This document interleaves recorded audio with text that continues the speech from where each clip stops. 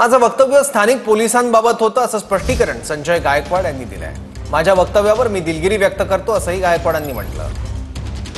काल तुम्ही एक पोलिसांसंदर्भात एक वक्तव्य केलं होतं, पोलिसावरती टीका केली होती, अकार्यक्षम पोलीस तुम्ही म्हटलं होतं, त्यानंतर तुमच्यावर गुन्हा दाखल झाला।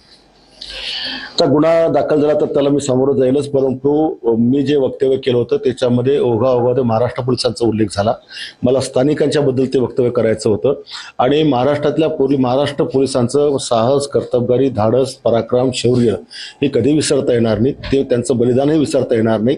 आणि म्हणून ज्या चांगल्या अधिकाऱ्यांना माझ्या वक्तव्याबद्दल मनस्ताप झाला असेल त्या मी सगळ्यांची त्या ठिकाणी दिलगिरी व्यक्त केलेली आहे। राज्याचे मुख्यमंत्र्यांनी सुद्धा या ठिकाणी नाराजी व्यक्त केली। त्यांनी सांगितलं की मी एकनाथ शिंदे साहेबांना संजय गायकवाडांना समज द्यायला सांगेल, नाहीतर कारवाई करून परत बोलले तर। देवेंद्रजी आमचे मुख्यमंत्री आहेत, त्यांनी जरी मला बोलले असले तर काही अडचण नाही। देवेंद्रजी आमचेच आहे, एकनाथ शिंदे पण आमचेच आहेत।